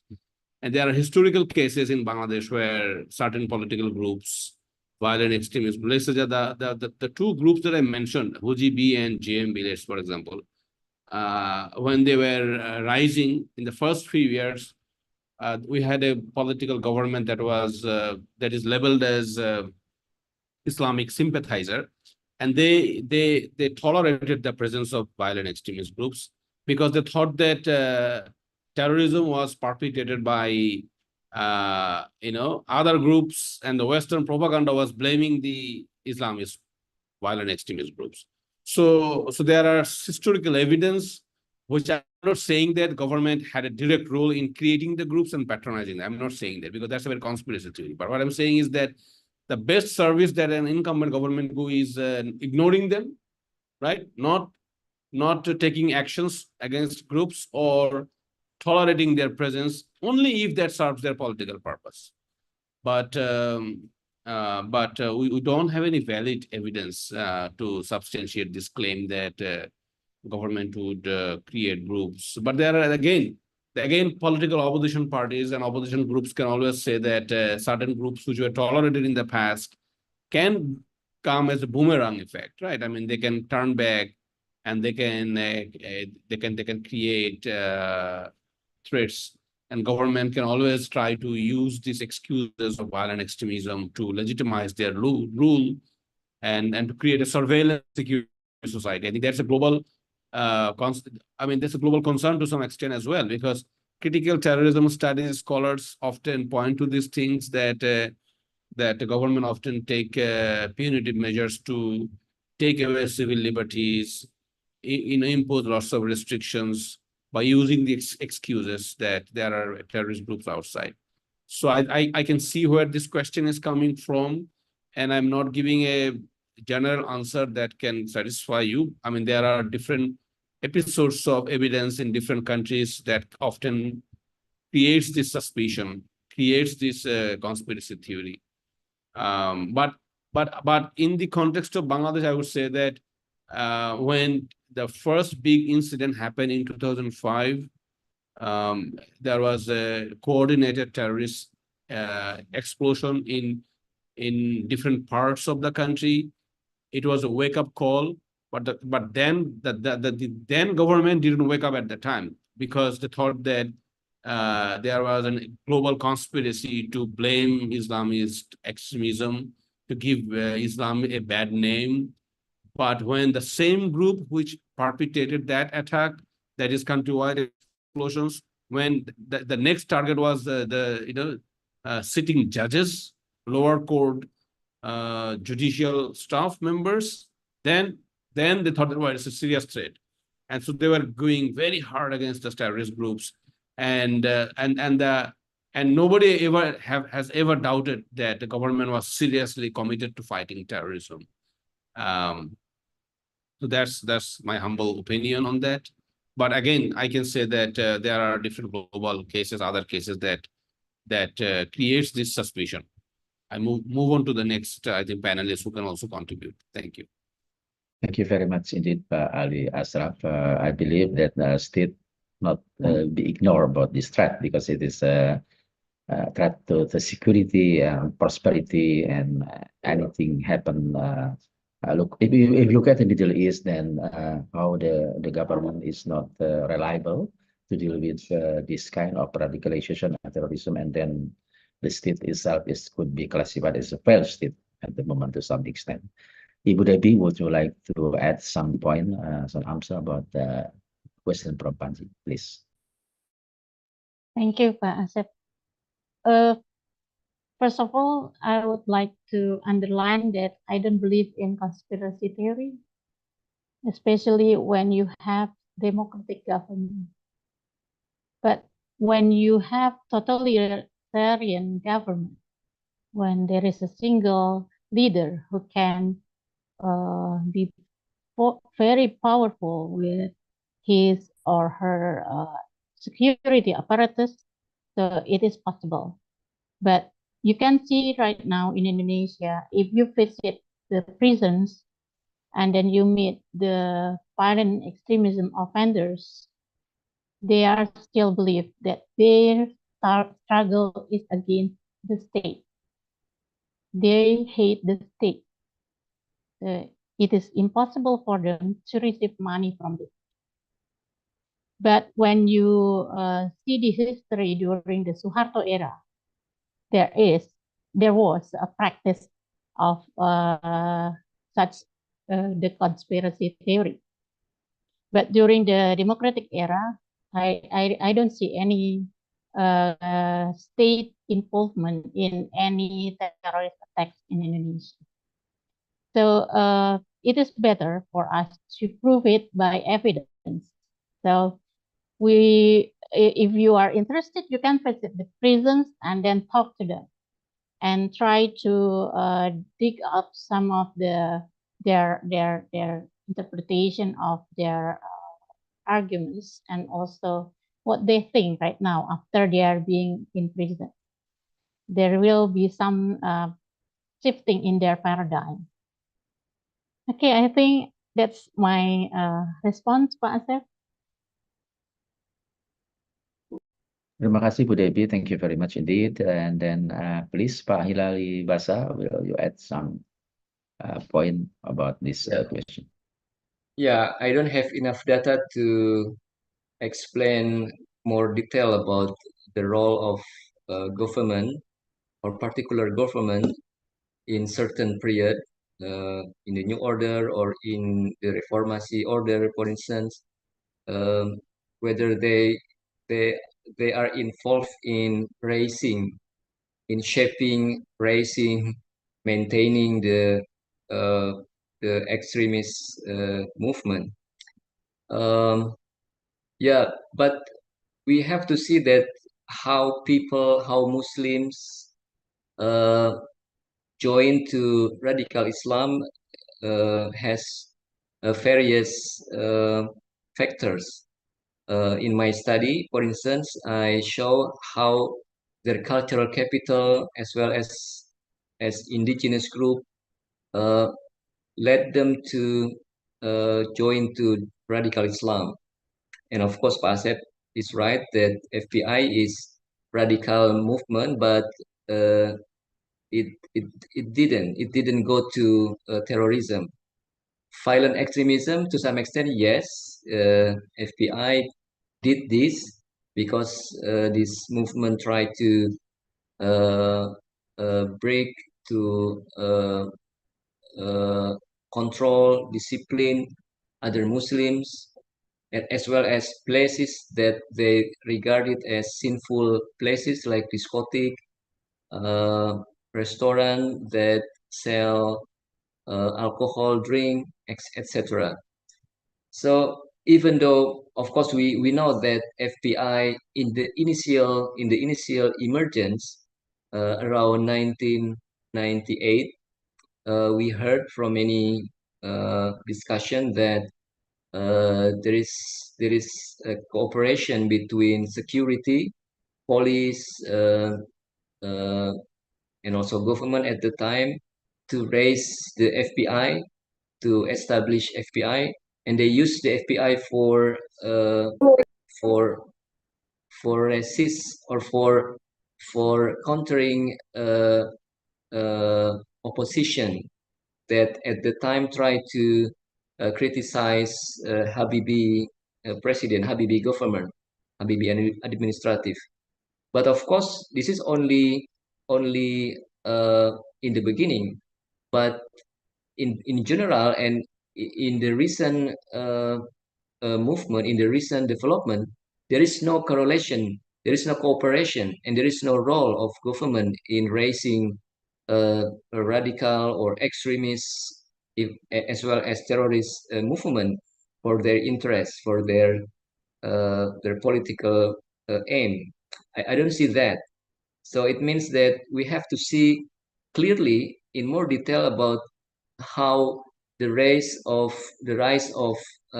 radicalism, violent extremism, and terrorism in more objective way. I think this is my answer. Thank you, Pak Asep. Thank you very much, Pak Hilali Basa, for quite explanation. But if you look at the Indonesian experience, Professor Ali Ashraf, and of course, we don't government formally government, but some group in government we call oknum, we call it oknum, involved of some kind of radicalism or radical group in Ambon at the time, 2000, I think 1990, 2000, yeah.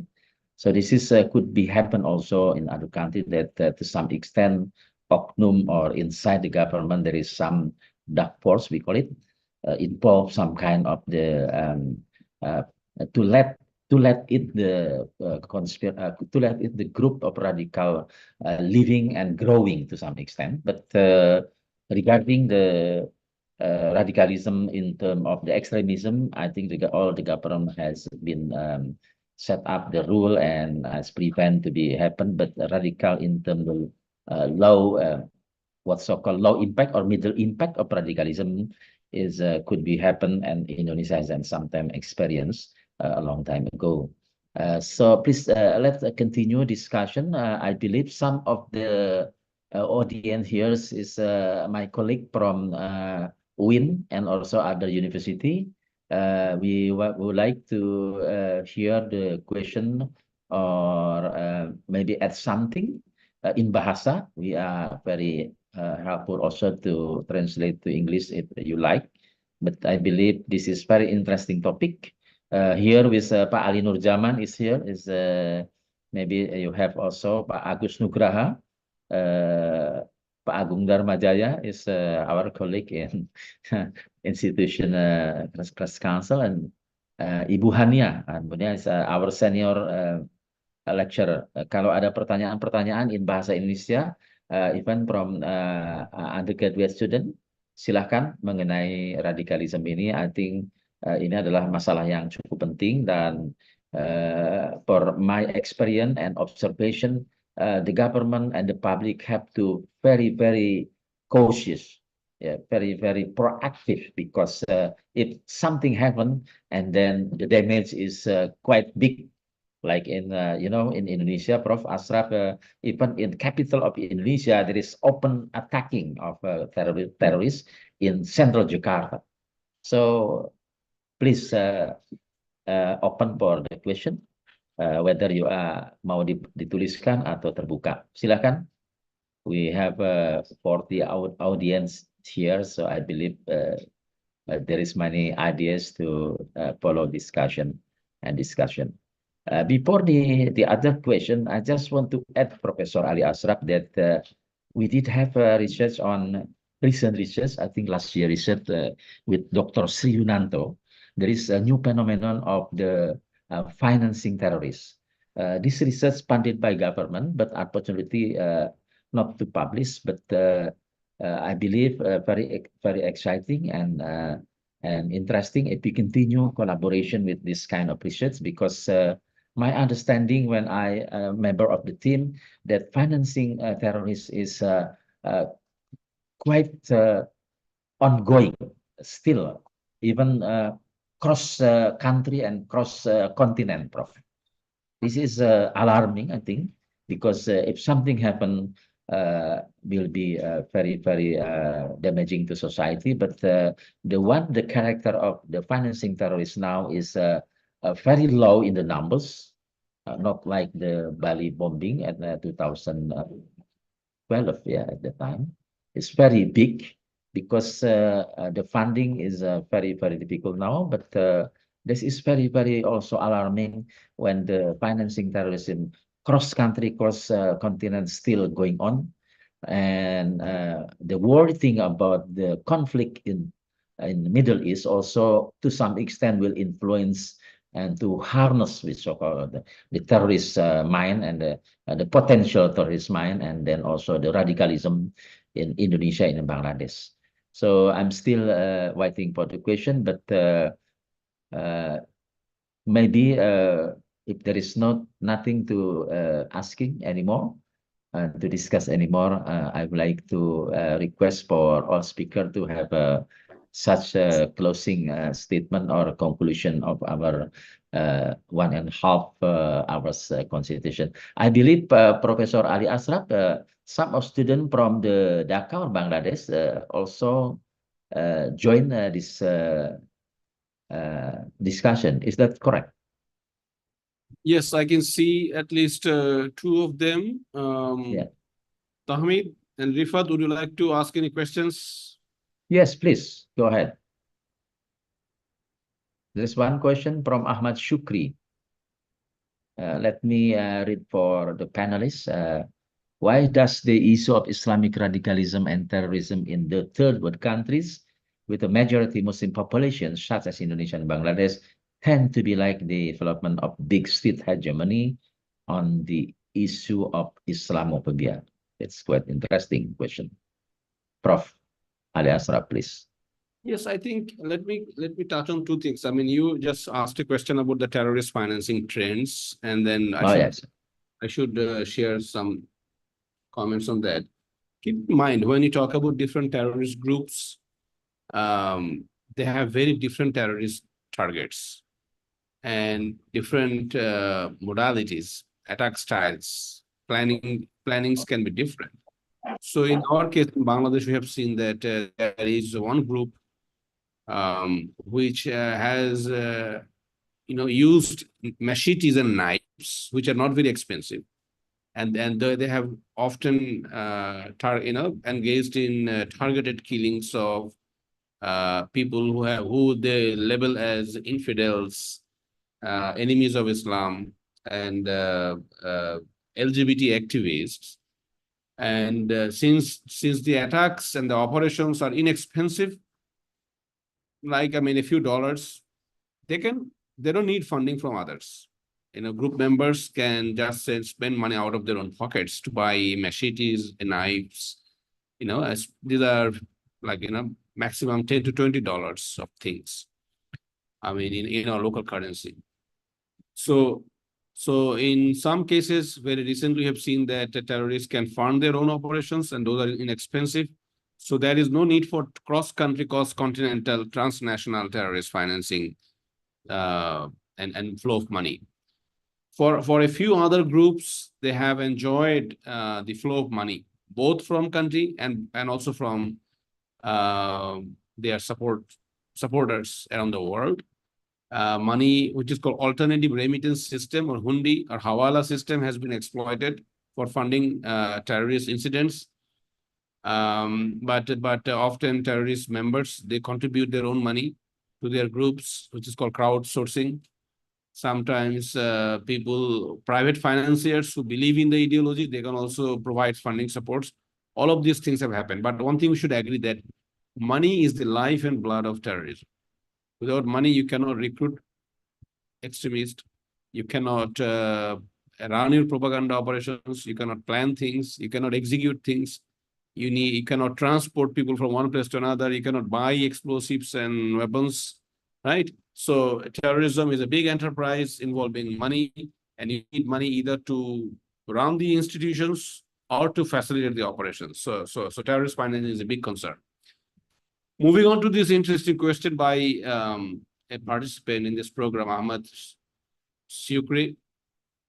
I think in my presentation, I made it clear that Islamist extremism is one brand of terrorism in Bangladesh. I mean, right. So the question of Islamophobia doesn't come here because it was a quite balanced way of understanding that we're discussing terrorism landscape, which is inhabited by left-wing groups, ethno-nationalist groups, and Islamist groups. Each has its own way of defining the agenda and own way of defining how to promote their own agenda. But again, I think that extremist groups have taken advantage of the social media, referring to their goals, and also abusing, I would say, misinterpreting the Quranic verses often, and also prophetic traditions or the Sunnah to legitimize their activities. In many Western countries, we see that the presence of the extremist groups have created the context for institutionalized Islamophobia, right? Maybe we need to take our own share of the blame often, because maybe we failed to prevent extremism, but I think we need to accept the fact that there are extremist groups who abuse Islamic concepts, ideologies, and there's a need to fight them back. There's a need for there's a need to get involved in counter narratives as well against these extremist narratives. Over to the other speakers. I would like to invite Ibu Debbie or Pak Hilal Basa to give a perspective on the last question from Ahmad Shukri. Ibu Debbie. Okay, thank you, Pak Asep. So, because our nation, the majority is Islam, so the perpetrator is Muslim. I think that's the fact. But whether it generates Islamophobia to the West, I don't think so, because what happened in Indonesia does generate an Islamophobia movement in another country. It just destroyed the social cohesion inside Indonesia. So, for example, like in Bali bombing, the perpetrators are from Java, while the Balinese are Hindus. Before the Bali bombings, they live harmonious. But when the Bali bombing occurs, Balinese, who are mostly Hindus, they start to hate Muslim. So although it's been 22 years, now the relationship between Muslims and Hindus in Bali is not so good like before Bali bombings. So that's what I can conclude, because when I see these questions, it seems like our problems in Indonesia can generate the Islamophobia in Western countries, but it is not. But when the terrorist attacks occur in the Western countries, yes, it generates the Islamophobia in their own country, not in what happened in Indonesia.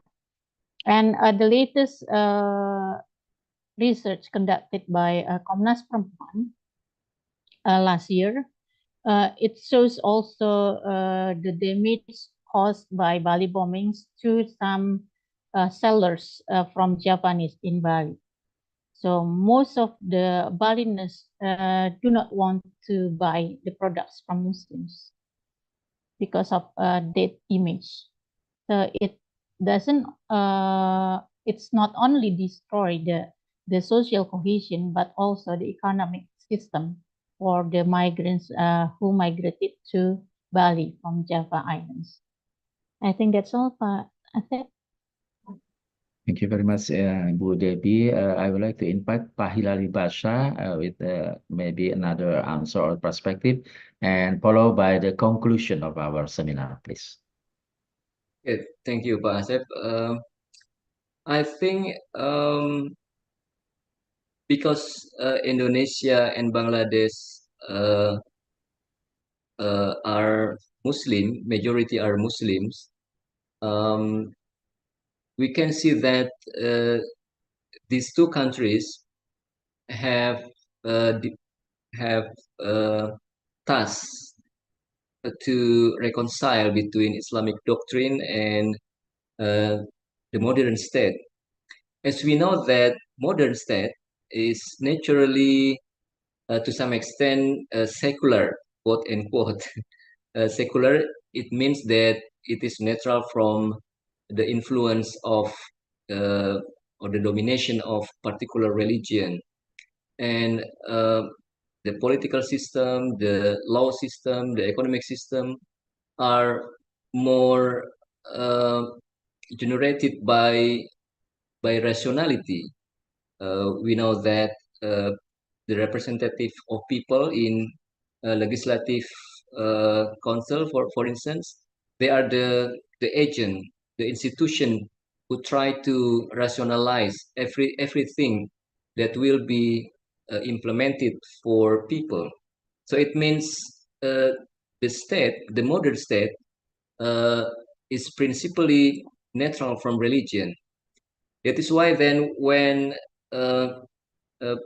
many Muslims have difficulty to reconcile between the idea or the doctrine of Islam, which to some extent is perceived by Muslims, particularly those who hold or embrace radical Islamic ideas, that Islam or the state should be influenced by religion, or at least Sharia should be implemented as state law. So we can see from here that the perception of Islamophobia always emerge because of the contestation, the conflict that happen in Muslim society, in particularly in Indonesia. I think that is my answer.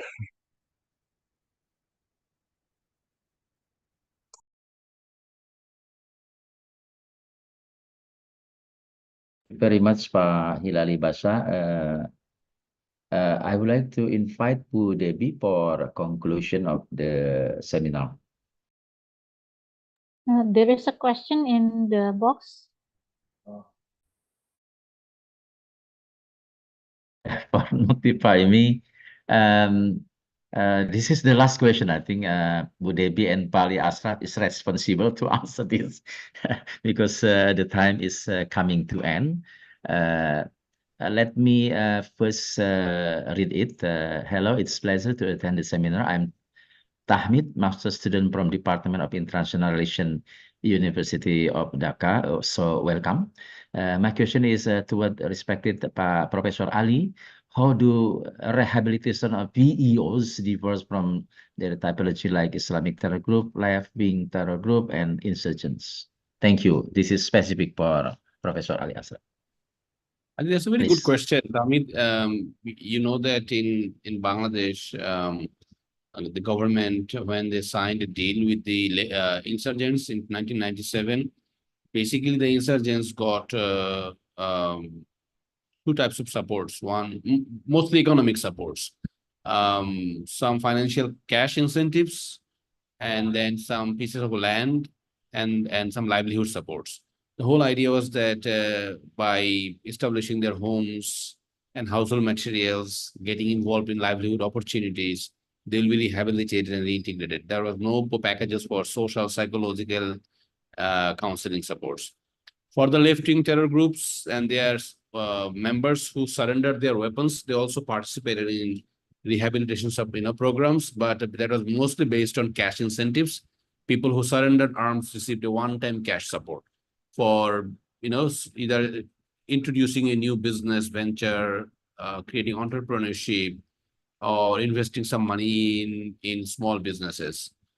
But for the dealing of the faith-based extremist offenders, the government has initiated a very more systematic and well-structured programs, because now that we have intervened and said that, look, the past practices don't work. We need more comprehensive, multidimensional packages, because you can provide financial support for starting a business, but what do you do with the toxic narrative that is staying in the mind, right? You need to take that out. So more planned psychological, religious counseling will be needed to deprogram a person, right? Someone who has been programmed into believing in a religious ideology. So in one sentence, I think the answer is that the beneficiaries of the faith-based extremism currently, the beneficiaries of the de-radicalization program, who come from the faith-based extremist platforms, now receive a more comprehensive support system. But this comprehensive program, is not only accessible to the faith-based groups, so they can be accessible to other groups as well. But again, governments have limited resources. They have to prioritize. In their priority list, faith-based groups have now joined on a pilot basis, but once this becomes successful, this program will be accessible to other groups as well. Thank you. It's a nice question. Would you mind to put the closing on conclusion remark, Professor Ali Ashraf, please? As the end of seminar today. I think some of Fritz, Bu Debi, maybe last word from seminar today. Okay, thank you, Pak Asep. So as a concluding remark, I hope that the civil society as well as the government can do some collaborative efforts, not only in rehabilitation or social reintegration programs for the former violent extremism offenders, but also to do collaborative works in prevention of violent extremism. Because we are not a fire brigade. When there is a fire, then we try to put off the fire, but we should prevent before the fire emerges. So we need to prevent it before it occurs. So it needs multi-stakeholders efforts to do the collaborative work for the prevention of violent extremism. Thank you. Thank you very much indeed, Ibu Debi. I just want to invite one more, Mr. Ali Ashraf, Professor, for a conclusion remark for the seminar for us today. Please. I think we are dealing with some common problems, and there's a lot to learn from each other. And I think that we need more lessons learned practices like this one. And I will encourage that we initiate more of such sessions to share our best practices and lessons learned, and document these in the forms of joint production, joint articles or books that can be mutually beneficial to all of us. Thank you. Thank you very much indeed. We have a photo session. Please, Pak Pandu, to have a photo session with together for our documentation, because also I want to notify to inform all of the audience. Please put the absent, because there will be international seminar certificate for us together. Maybe it's useful for academic. And the last student, Tahmid, please go ahead and get your master student from Dhaka University. So please, Pak Pandu. Mas Pandu. Saya Bu Lucy, boleh? Halaman pertama dulu. Bus. Oke. Oke, Bu Lucy, udah? Ya. Oke. Udah ya? Oke. Okay, thank you very much. Before closing of our seminar, I just want to report to my senior and Pak Hadian, welcome and join us together from Faculty of Islamic Studies. Also, Pak Warjo, I believe Pak Warjo from USU, and also from UNES, also from Universitas UIN, ya, Ibu Haniah and Pak Agus Nugraha, I believe, and also welcome. Thank you very much, Pak Wakil Dekan, Pak Joni Gunanto, candidate doctor also. I just want to report that upcoming seminar, hopefully international, we will discuss democracy in Indonesia post-election. Maybe involve some speaker from overseas, will be virtually. And also, I just want to report also to our faculty, there will be, I still design of cooperation international seminar on Palestine of the end of this month, collaboration with AMEC. AMEC is ASEAN Middle East Center based on Kuala Lumpur. So thank you very much again for your attending seminar. We say Alhamdulillah. Alhamdulillah for closing of the seminar. Thank you very much. See you in next one. Thank you. Have a good day. Thank you very much all of Pak Thank you Agus all. Nugraha, Thank terima you kasih. all. Thank you, Prof. Pak Sutrisno, thank you very much indeed Thank you, for Mr. joining the seminar. Thank you. Terima See kasih. you Thank next you. next Thank week you. probably. Mr. Asep, thank you. Yes. Terima kasih Pak Sutrisno, Pak Hadian, Siap, Pak siap, Kang. Warjo, Pak Agung Siap. Darmajaya. Thank you very much. You are driving and you are still with us. Terima kasih semuanya. Permisi. Sama-sama. Assalamualaikum. Waalaikumsalam. Thank you Pak Asep. Sukses selalu untuk MJ ya. Thank you, Pak Asep. Terima kasih. Thank you. Asep, Next, sukses ya. next, Pak Warjo, next if Demokrasi Indonesia, Mangga please join sadayana us. izin live. Siap. Mangga, Pak Sutrisno. Insya Allah nanti akan bergabung dalam Siap. demokrasi post election ya. Yes. Terima yes, kasih please. banyak. Oke, Ya. siap izin. Ya. Oke, silakan semuanya. Prof. Ashraf, see you. I will contact you later about the next project.